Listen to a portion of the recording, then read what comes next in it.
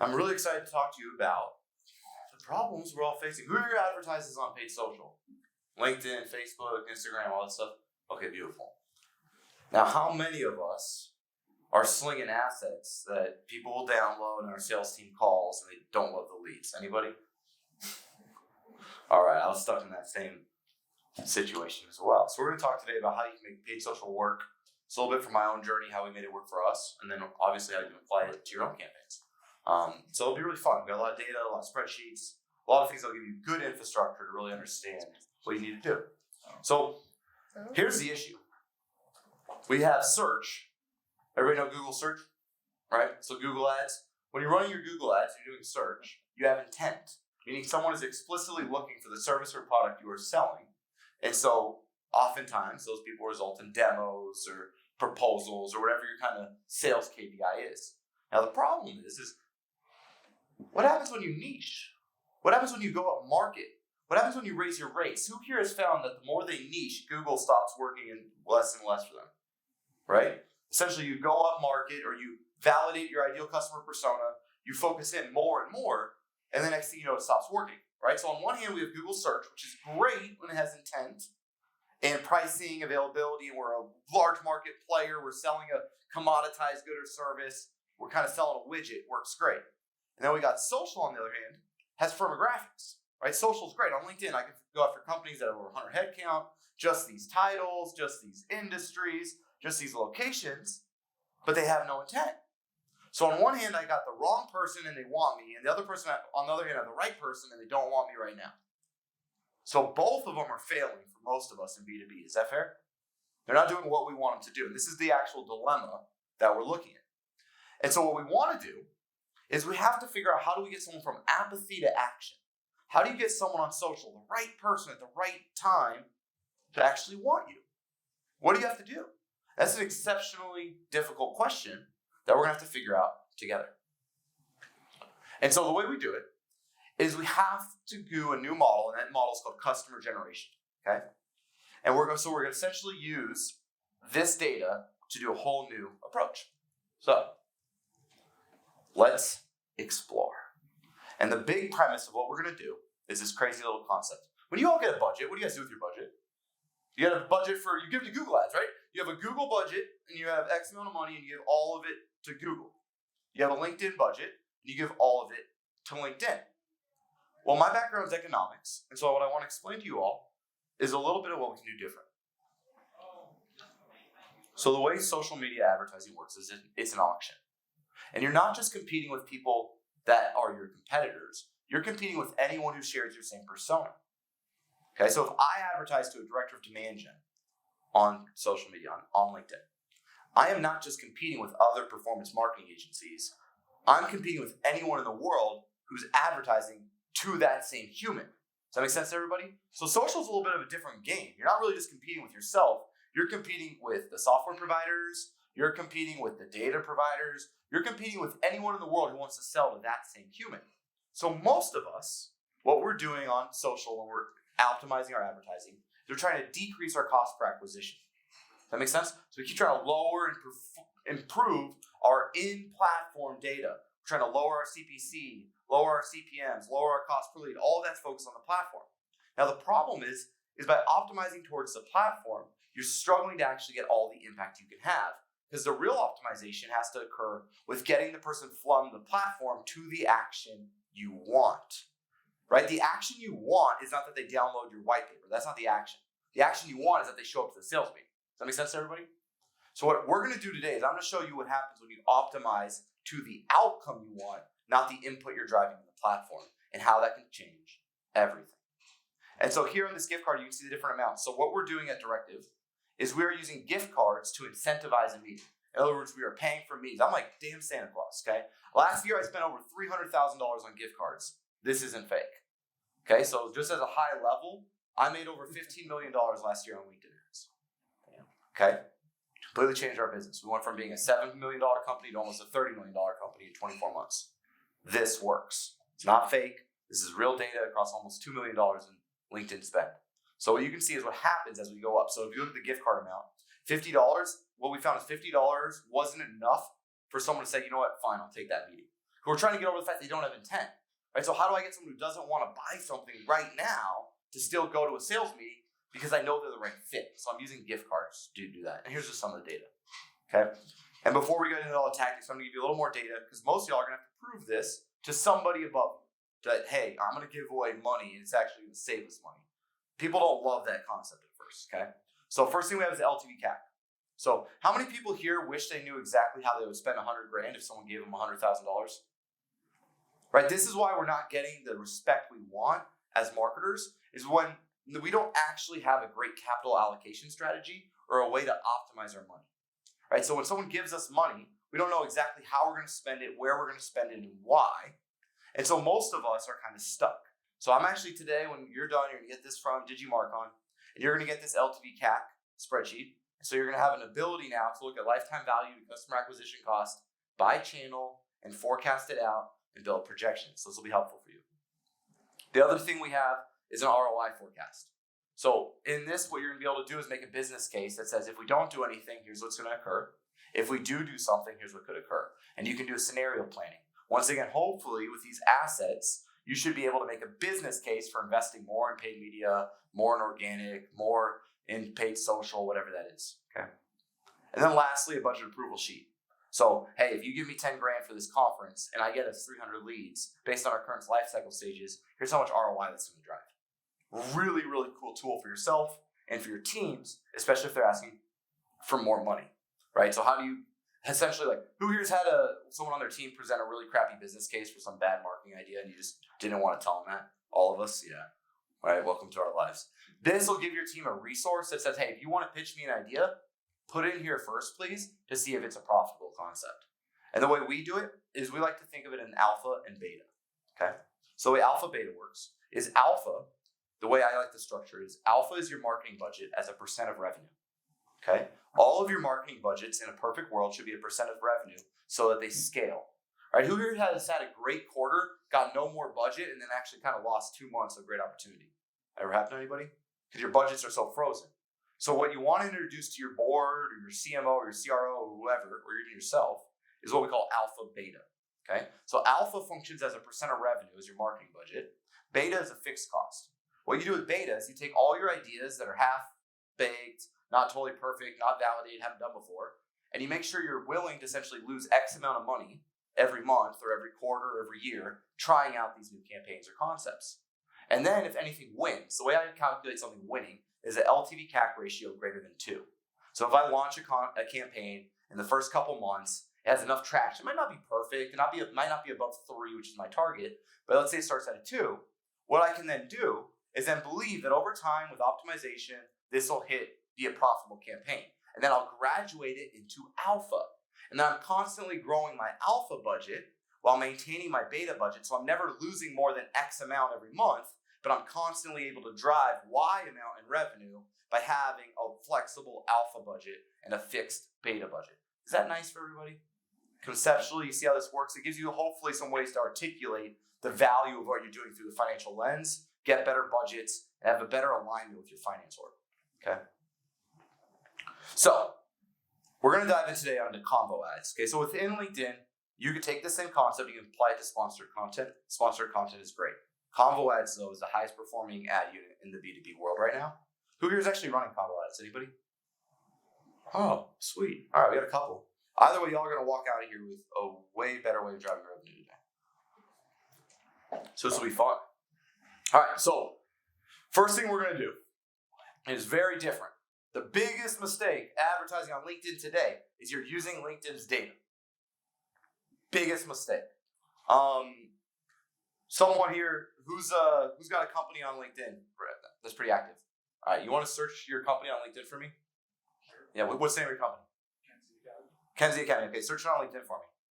I want to see what you're categorized on LinkedIn. It's the silliest thing in the world that none of us have probably thought about. So the fundamental way, the foundation of how LinkedIn works is you advertise to an industry. Does that make sense to everybody? At the firmographic level, kind of the big controlling factor is industries. The problem is none of them are accurate. I'm talking like more than 50% waste. So if you search Betterment, for example, Betterment has financial services on theirs, which they technically do. But if you advertise to the financial services category, Do you think more companies look like Betterment and Acorns and Mint, or look more like Northwestern Mutual? They look like Northwestern Mutual, right? Okay, if you're a software company, and then you go look at your company on LinkedIn, you know what you're going to most likely be categorized? Software development. What happens if you advertise the software development as a category? Do you get more software companies or more outsourced dev agencies in Ukraine? You guys get where I'm going here? So essentially, before any one of you is spending a cent on LinkedIn, you're already wrong. And then you try to fix it by optimizing towards the wrong problem. You get what I'm saying? So pre-impression, I would argue 50% of your LinkedIn campaigns are going to waste by inappropriate industry targeting. So what we're going to do instead, we are going to only use our own data. So this is the biggest thing that makes the way we advertise at Directive different than everybody else. As a little note on Directive, we're the largest software marketing agency in the world. And we essentially do creative, RevOps, paid media, SEO, and strategy for software companies. And we had to figure out, how the heck do we make this work? Why isn't it working? And we found out it's mostly because the data that we're advertising from is wrong. Okay. So first step, okay, and I'm going to give you a kind of step-by-step today. We're going to use a Zoom Info or a Cognizant, a Crunchbase, Clearbit. I don't really have any favorite data provider other than usually the cheapest and most accurate. Okay. I do all the advertising for Zoom Info. I think they're great, but there are other players out there. Okay. And Zoom Info can be pretty pricey. So the first thing we're going to do is we're going to get all that data. Then we're going to export. Now the key here, even when you get all that data, right? And I've got like 3 of these providers. And I do all my VLOOKUPs and I optimize it and I try to get really clever. I still have almost 50% waste before I do manual verification. So by doing it this way, how many people in here can go to their board at the end of Q2 and tell them how much market share they took? Nobody. By the end of this session, if you do this, you will be able to provide that information to your board, pair that with alpha, beta, and some of these spreadsheets, and next thing you know, you're getting your budgets approved, you're getting the buy-in, and you're getting the respect you deserve. Okay? So what's beautiful about this is we are going to actually identify with sales every single solitary account in the world that we want to one day become a customer. Right now, you're running LinkedIn campaigns going, hey, sales, you like that lead? Hey, sales, you like that lead? Hey, sales, is that a good one? Hey, sales, is that a good one? Who here is tired of that? Anybody? Right? And you launch a campaign, you get your butt burnt because the leads turn out bad, and you have to explain to them, no, I promise, guys, this is part of the optimization process. Your feedback's critical. We're going to keep honing this in. Who's had this conversation? It's like the bane of your existence, right? What if we just deleted that whole thing, and instead we only went after manually verified accounts that sales already signed off on before we ever delivered an impression? Holy cow. Wouldn't that be nice? Then before we launch the campaigns, we're going to upload all those accounts to Salesforce. Why are we going to do that? Because now we can run a Salesforce report at any time and tell everybody how much market share we've taken from our marketing. How many people have gotten to X sales stage in our process from our TAM? For example, at Directive, after doing this, after 24 months, we had 11,000 SaaS companies. We took 62% market share. We had a sales call held with over 6,000 accounts in under 24 months using this approach. It works. Okay? So we have all our clients. We've manually verified them. We know exactly who we want to go after. Now, what we're going to do is from here, we're going to start to filter people. Okay? So when you're running these campaigns, you can still export the data with the headcount. And so you have it all organized. Does that make sense to everybody? So when you export the data, you can tier it. So like at Directive, some of the ways I like to tier it. I want to look at headcount. I want to look at technology used. I've actually enriched all of my data with SEMrush, Ahrefs, and SpyFu's API, so I can see how much they're spending, right? And then what I can do is I can take all my clients' current spend that I have in Google Ads, run the same API in SpyFu, and I can draw a connection between, okay, when someone spends $40,000 on Google Ads, SpyFu usually says they're spending X. Then what I can do is say, cool, for someone to hit my 15% of spend plus my $8,500 minimum, they need to be spending X amount on SpyFu. And now, before I ever advertise to somebody, I know they hit my pricing minimum. So once again, there's no waste. So most of your work in advertising has to exist before you ever deliver an impression. Does that make sense to everybody? So a lot clever way of saving your money and being more effective. Okay. So now that we have these things, we're going to look for things that show that it has a higher average contract value, like I said, right? SpyFu data, whatever that is. For you, Some of the things you might want to look at is maybe how many engineers do they have? What tech are they using? Like for me, maybe if someone's using demand-based, they're a more mature B2B advertiser than someone who's not. Maybe if you have Marketo, it's indicative that you're a larger player than if you have HubSpot. Think about what it is for your industry. When someone has X technology, are they a better buyer than someone else? Now, one of the best ways to figure that out is instead of just trying to figure it out in the marketplace, you upload your customer list. Okay, so you take your current customers and then you enrich those with that same data provider. Now you can see, okay, when a client spends over $20,000 a month with us, they have always had at least 200 employees. Great. Now I can start to tier out my different accounts and my different sizes based off of their propensity to buy. Does that make sense to everybody? So you're going to enrich your database of customers, figure out which things are consistent with top performers or higher purchasing, and then go from there. Cool. Now we want to craft our messaging. So who here understands that managers have different job descriptions than VPs? Who here still writes the same crap to everybody? So we have some fun, right? So we all know it's different, but many of us don't have a way of truly separating it, and we're being codependent on LinkedIn's data, right?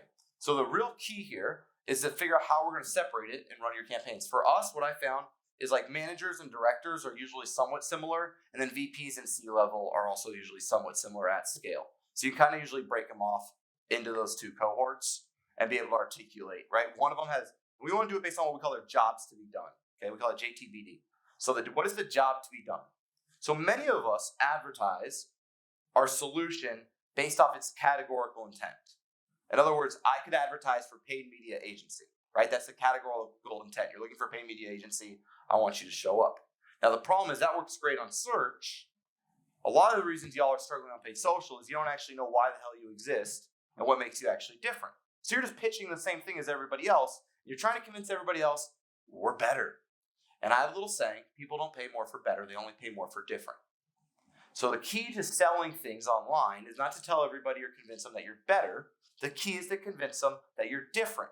You want to be selling apples while everybody else is selling oranges. You don't want to try to sell a better orange for 2x more. And they go, but it's just an orange. That's where you lose. Does that make sense to everybody? So we want to sell what makes us different. Okay. Now, here, I'm going to give you the copy we use so y'all can see the exact copy. Can y'all see it? That copy right there made us $15 million last year. It's the exact copy. Okay? So y'all can copy that and use it. I'll walk us through it though today real quick and I can read it to us. So I'll show you a little bit how we do copy. Hey Tim, right? So it's not that hard to do. You have his name in there. 29 minutes. Okay, so I have a saying that all of our marketing should be shockingly memorable. Why not just say 30 minutes? Because when you read it, 29 shocks you, right? The point of copy is that they read it, okay? And this whole thing that nobody reads copy is a lie. So say your copy stinks, okay? People don't read bad copy. They still read, okay? And so it goes 29 minutes, $105 Amazon gift card, not a $100 gift card, right? $105 Amazon gift card. And more importantly, you'll learn performance marketing strategies you had no idea were possible with an emoji. It's not going to break your little heart if you use emojis, okay? You can be plenty professional and still use emojis.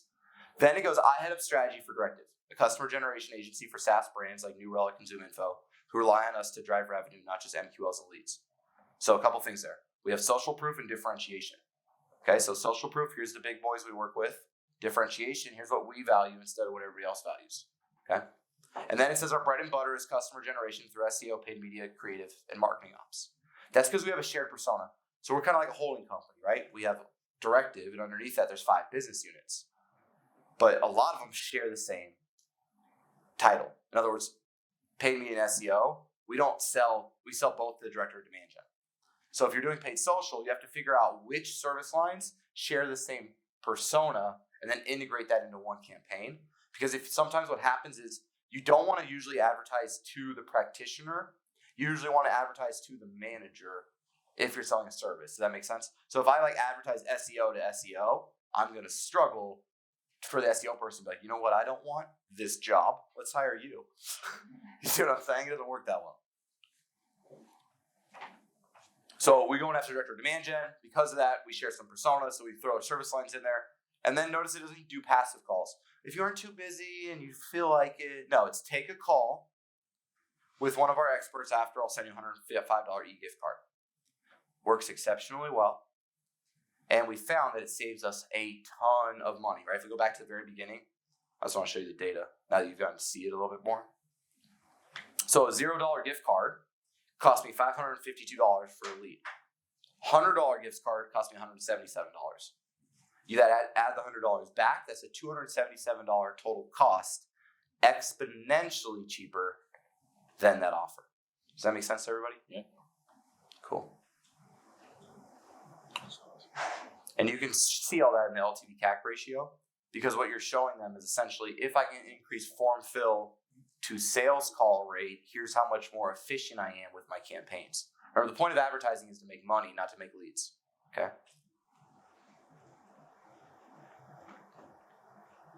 Now, this is where it gets great. Who here has a bridge on their marketing? We're going to talk about a bridge for a second. Okay? A bridge is how the hell does someone interact with your brand if they can't buy from you right now?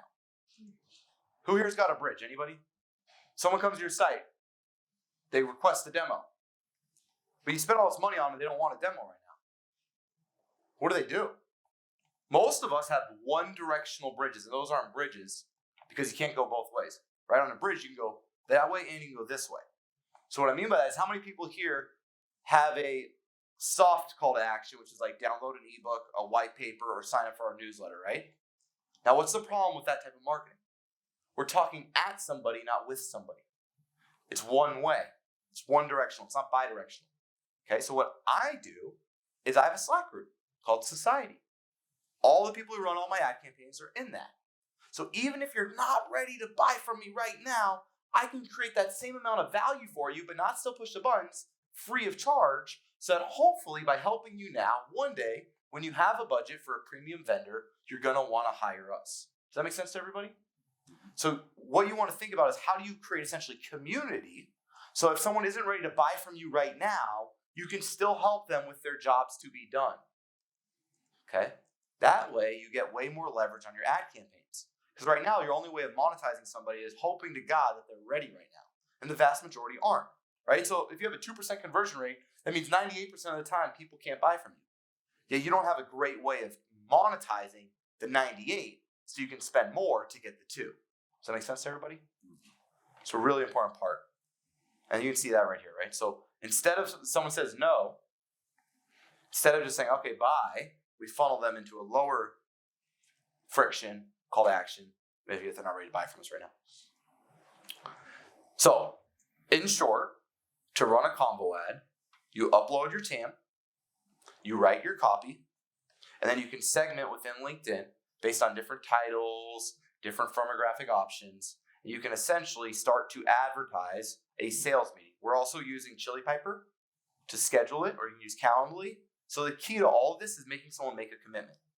So like currently, one of the best things you can do for any of your monetization or your marketing is get someone to make a commitment. So when someone fills out your form right now, how many people, like a request a demo form, let's say, how many people have a little pop-up that says someone will reach out in 24 hours? That's the biggest problem in your marketing funnel right now. And if you can fix one thing from today, you can sign up for a Chili Piper or a Calendly. What you want someone to do is, once they fill out your form, you need them to schedule. You are going to see your life cycle stages skyrocket, because humans don't like to break commitments.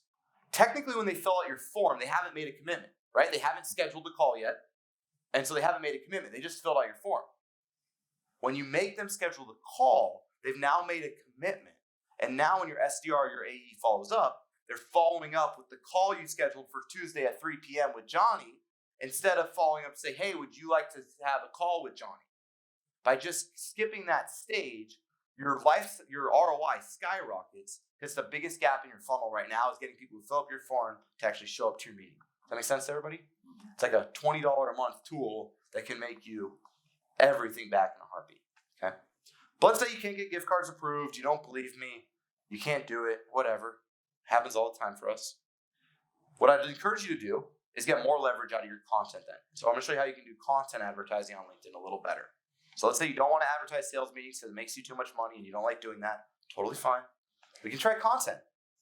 So the problem with content,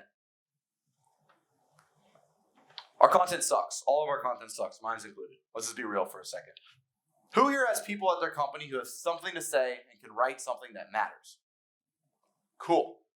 How easy is it to get the CEO to write? Right? The problem with all of our content is the only people who have anything to say that matters, you can never get to create anything. Is that fair? And what do you end up with? Someone who doesn't know jack squat because they have plenty of time on their hands writing all your content, and then even when people read it, they're actually less likely to buy from you than they were before. That's the truth. If we all get real for a second, that's what we're doing, right? We're doing all this SEO, we're doing all this content marketing, we're doing all these things. But if you actually read what we wrote and you actually consume our content, like who actually reads their own content? Like y'all read your own website's content? That's impressive. I write it. So. You write it, there you go. She's standing up for it. I like that. But most of us, we don't even read it. We kind of just ignore it. You know what I'm talking about? Like, oh, post this went live. Looks great. But nobody really reads it. Y'all know what I'm talking about? Y'all are giggling because you know what I'm talking about. So what I want you to do instead is a little trick. The reason it's hard to do a ton of content marketing advertising is you constantly need more content. It was hard enough to get a good one, let alone a bunch of them. So here's what we do instead. We write one great piece. I think all of us can do one great piece. Is that fair? Yeah. Then, all we gotta do is change the title slide. We're gonna cheat a little, okay, baby? So what we do is we write the ultimate guide to demand generation. But now we have to advertise it. So what we do is we change the title page, we change the creative, we change the ad to be the VP's guide to demand generation. And we change it again and we make it the CMO's guide to demand generation. Then we make it the marketing manager's guide to demand generation. It's the same article, same asset, but now that we've personified it, our conversion rates are going to skyrocket. Because then you're going to only advertise the CMOs, then you're going to only advertise the VPs, and then you're going to create a one-to-one experience for them on your advertising. And it will work. Now, I was doing this and I was converting 65%. So 65% of the time I could get the VP to download my asset. Problem was I couldn't monetize it. Because how do I get someone from reading my guide to demand generation to being like, oh my God, I need you right now, actually. Look at my budget, it just freed up. Please call me. It doesn't really happen, right? What happens normally when we do content? They download our asset, our SDR calls 15 minutes later and goes, what? No, I haven't read it yet, dude. What? And they hang up. Anybody have that happen over here? Yeah. So what we want to do instead, in a perfect world, is use the gift cards to incentivize the meeting. But if you can't use gift cards and you have to use content, I really do recommend this. Now, one of the ways you can figure it out too is there's a pixel tab where you can actually see your demographics in LinkedIn. So if any of you here today do not advertise on LinkedIn, I highly encourage you to essentially set up your pixel. By setting up your advertising pixel, what you're going to be able to do is to actually see the demographics of who is on your website with the LinkedIn data. Does that make sense to everybody? So even if you're not advertising, still set this thing up. What I found is a lot of people, for example, think that like sales buys their product, but it ends up being IT. Or they think IT buys their product and ends up being sales. So a lot of us have a lot of flawed hypotheses around exactly how people buy from us in a large B2B environment. So by setting up the LinkedIn pixel, you're going to start to better understand those titles, how they're converting, and how they're performing, even if you're not advertising. So highly recommend it for y'all. And now lastly, we got LinkedIn going. It's working for us now, but we want to scale. The problem with LinkedIn is like, who here is actually like a power user of LinkedIn every day? You like that? Do you not want to blow your brains out when you read that feed? Just everybody saying how great they are? I love that, man. You're good. You're a user. But most of us, I would argue, don't consume a lot on LinkedIn unless we're hunting for a job or trying to hire somebody. And so a lot of the data on LinkedIn is inflated. In other words, it says like, okay, your audience has 3,000 people. They don't say those 3,000 only log into LinkedIn once every 90 days. Okay, so one of the tricks I have for you is, anybody here have a LinkedIn Sales Navigator account?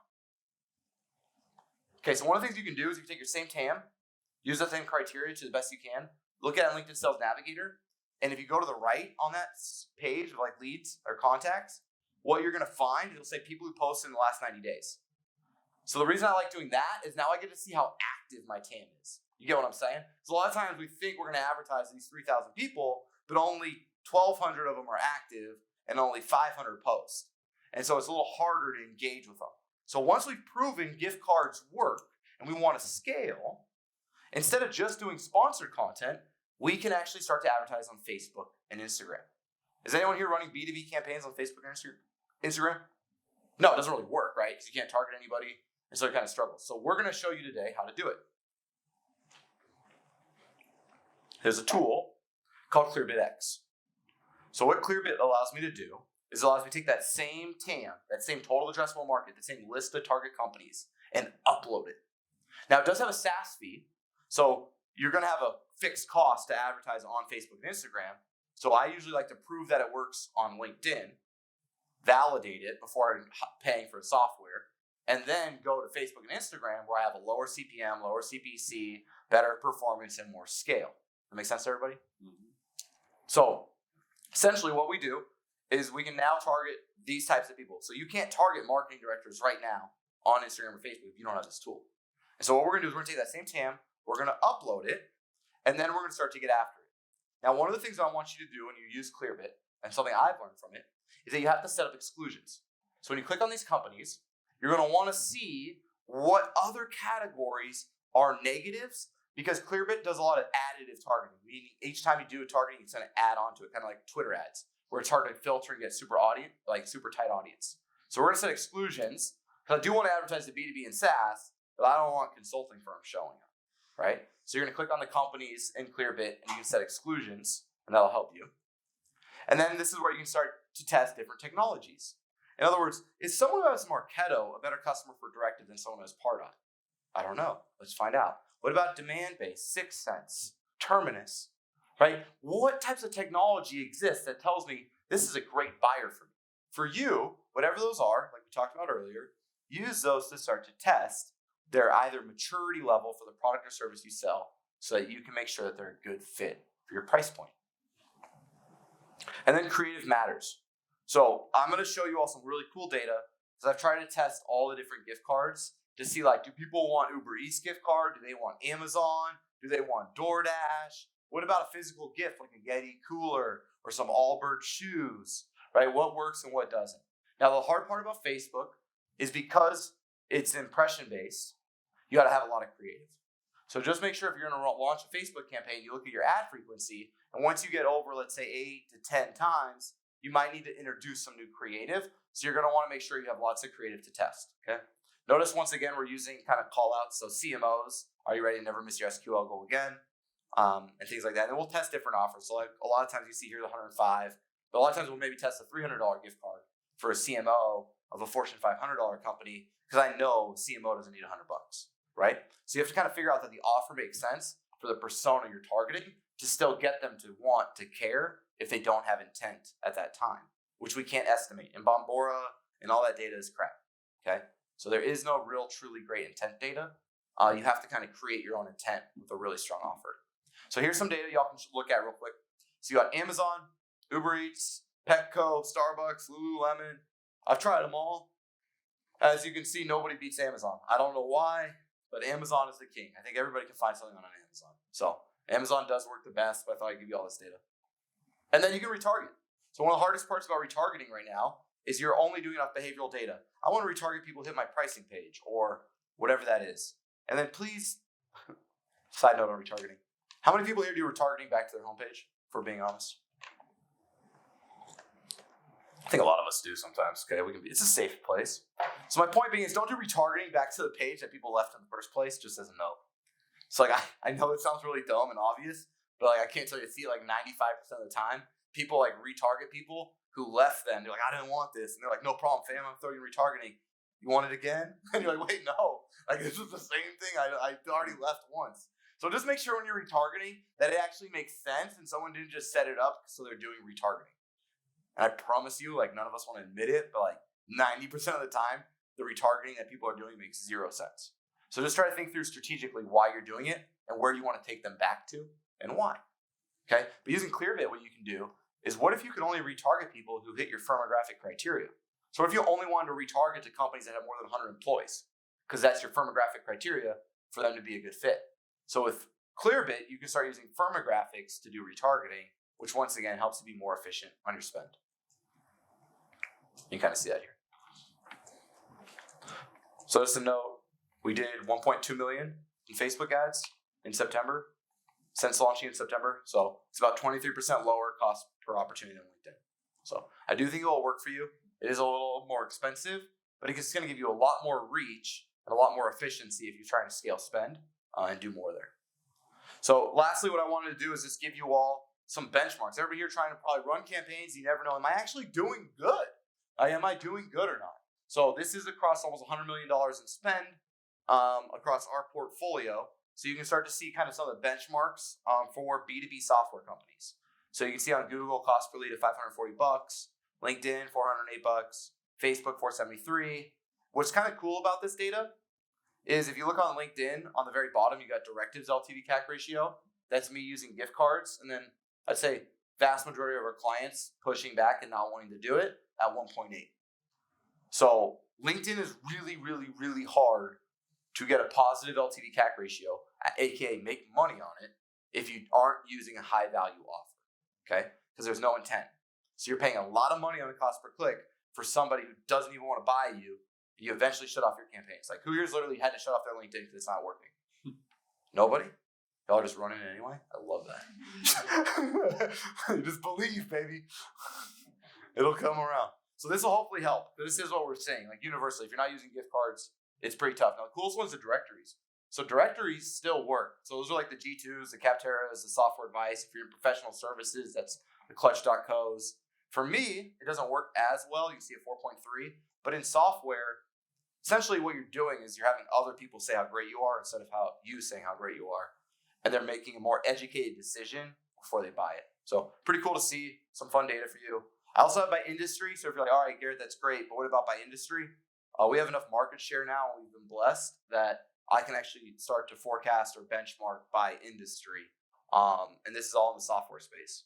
So you can see the different LTV CAC ratio expectations, cost per leads, cost per sales accepted lead, etc. So hopefully this can help some of y'all as you're trying to figure out, am I doing good or not? Hopefully this can help. And then lastly, some offers. So Quadrant, still king, works really, really well. You can see like professional services firms will like get a proposal and stuff, struggle to break 2%. Software firms can do all right around 5% with demos. So you kind of see some of the expectations here and kind of see how you're performing. And if you're hitting those kind of KPIs or not. And this is just in like Google Analytics or Google Ads. This is just in platform like conversion rate, like form fills essentially. So pretty cool. So thank you everybody. This has been awesome. And I'd love to answer any questions. It's a lot of information. It's a very different way of advertising. So thank you everybody.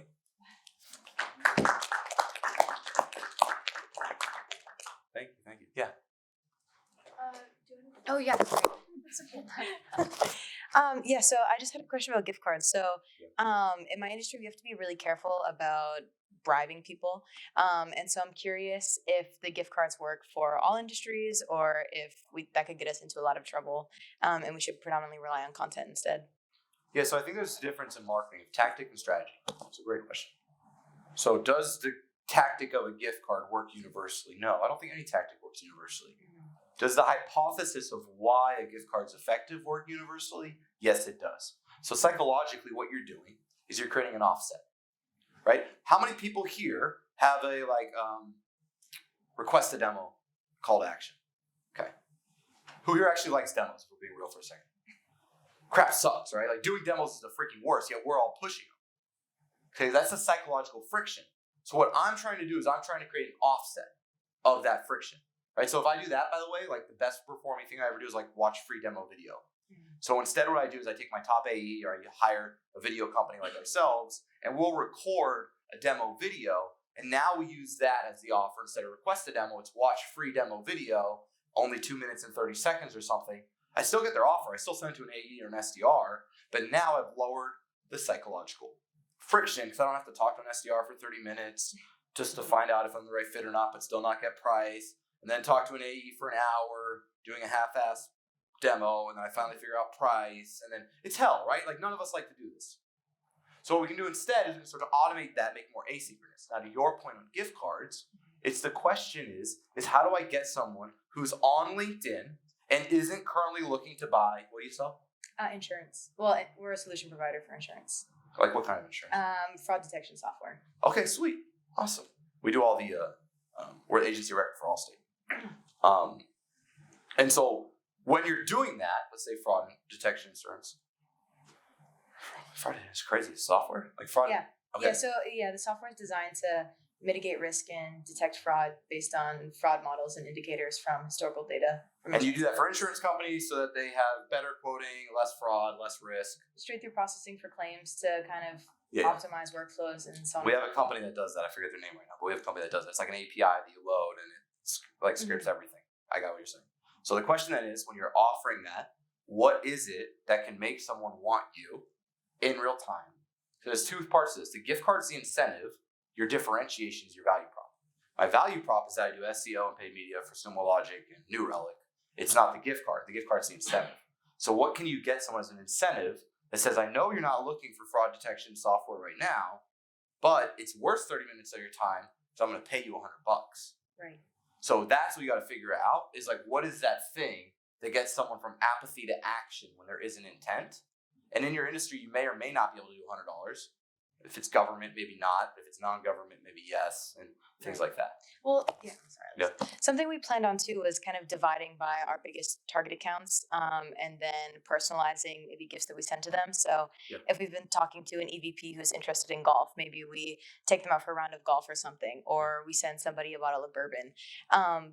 But the question is if we can scale that, because that takes a lot of research into finding out who these people are, and you have to do a full org chart before you know who you're talking to. And so that's why we're going to do manually verified and then break out by titles and then set up gifts for scale so we can do it. The problem too is like the reason ABM doesn't work that often is because you get from such a wide TAM to such a small list. And then like who here's ever done sales development? Like we've done SDRs. Everybody run SDR teams. So essentially what every SDR kind of leader does, they go through their career, is you get these SDRs.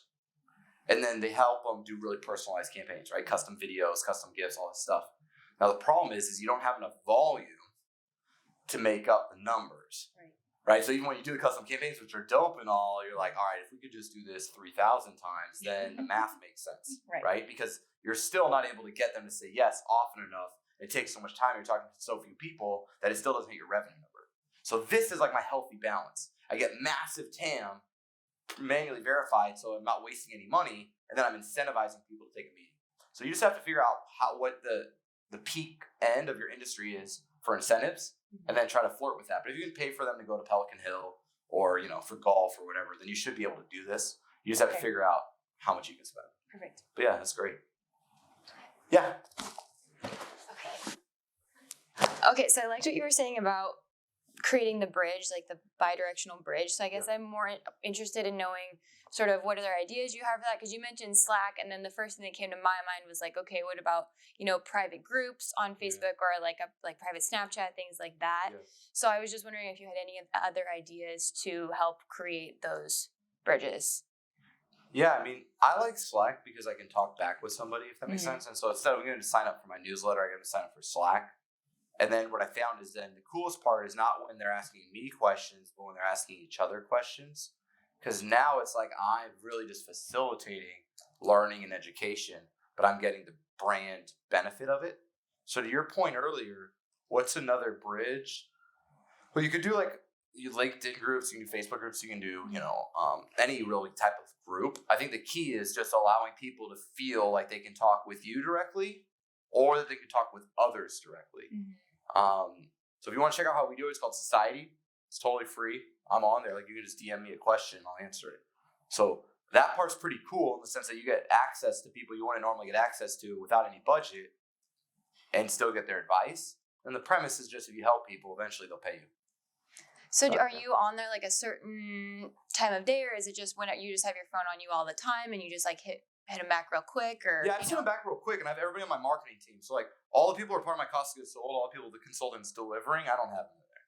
But just like the people who do all my marketing, I have them in there as just part of their job description is to help people answer questions if they hit you up, or to reply to people who do like the Slack channels, right? Because there's gonna be channels so all of our 5 service lines each have their own respective channel, and the owner of that service line, like that director, is in there educating people, helping them. So it's just a really cool way for us to interact with others, right? Like if you're running a premium professional services firm, like you can have a $30 million agency with only 150 accounts. So you're not really scaled. In other words, like there's a lot more software companies like that, and it's hard to help them all because you have premium pricing. So how do you essentially create a brand even though you can't service everybody? Like, for example, Drift, right? Drift has a freemium product, so they're an easy brand. So everybody loves to talk about Drift like they're so amazing, and they are great. But they also have a free product.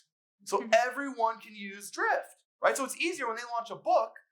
They can get a ton of people to read their book because they've got 1 million users. I got 150 users, yet I want to act like I'm a big brand, but I never plan on having thousands of customers. So how do I create that brand connection if I can only serve so many people because of my price, but I want to help a lot?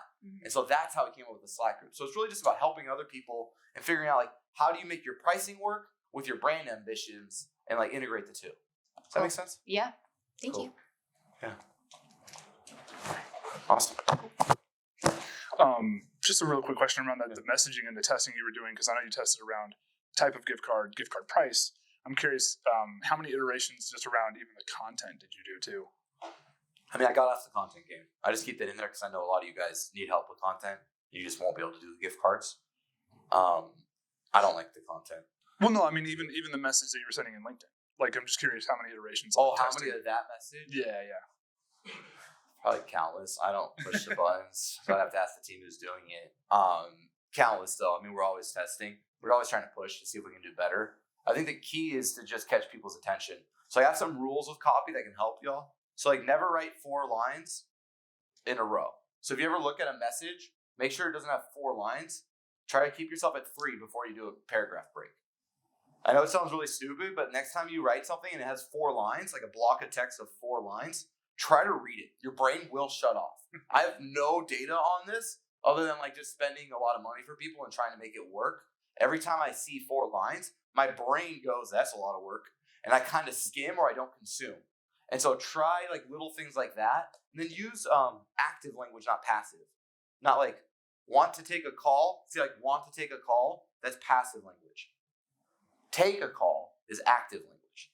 So use active language. Try to avoid having no more than 3 lines. And then make sure your copy is succinct and to the point. And ideally, your copy shouldn't make any sense if I swapped your name out with your competitors, and most of the time it does, and that's a problem. Okay, so if you wrote copy and said, what makes, Directive different? If you could replace Directive with one of my competitors, it's not very good copy. So when you write something, make sure that if you swapped your name out with your competitor's name, the ad wouldn't make sense. Because if it does, you're just selling better, you're not selling different. And it's going to have a hard time. Does that help? Yeah, it does. Thank you. Cool. We're using Postal.io to deliver the gift cards and the gifts. Yep. So it's them or Sendoso. Kind of the 2 players we use. Awesome. Any other final questions? Sweet. Well, I'm going to be on the side if y'all want to talk privately. And thank you so much, everybody. I really appreciate it. It's awesome.